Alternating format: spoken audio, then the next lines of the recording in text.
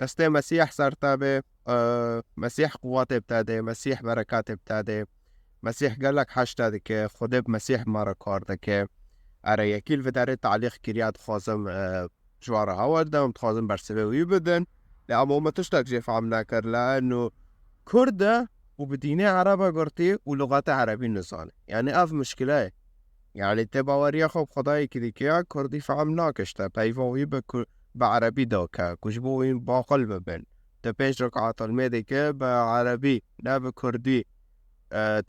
دار الجامعة بعربية حموتش بعربية وتجي عربي نزاني فكارتها تشيه لبا عربو لبا ديني عربو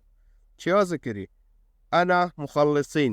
مخلصين لبر أنا أزم مخلصين جمع دانيك يعني أم قشتك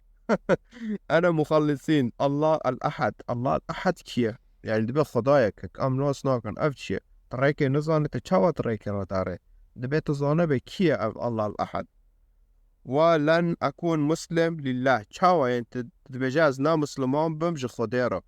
ناش خديرو الله رو الله نا خدايا يعني المفدي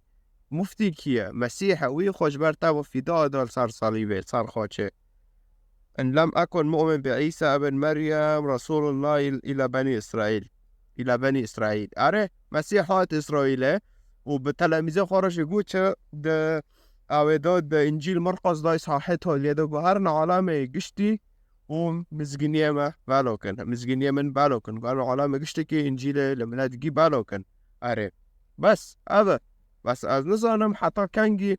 ملتما کرد يعني كبديني عربة ولو بقري يعني تنا عربي زانه تنا زانه المشكجي يعني سادي تشيل يا سر زانه المشكن يمشي كي جامل با ما عفرين بوش بون اري وين تشتكي نزانه وين لما يجدكم بعربي وخدا يعني دور ده زانه بن انه عربي تاني شو فهمتك بس وعرب بخو اسلام بخو بتاع اعترافناك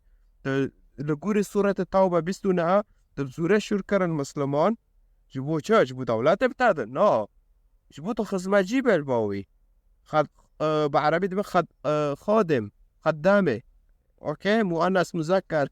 مجوارا ولدا جبو تشتي نتار دولت بخوزه وسلاح تراكيد اسري تشتار بشكين وكين كل عفرين دكن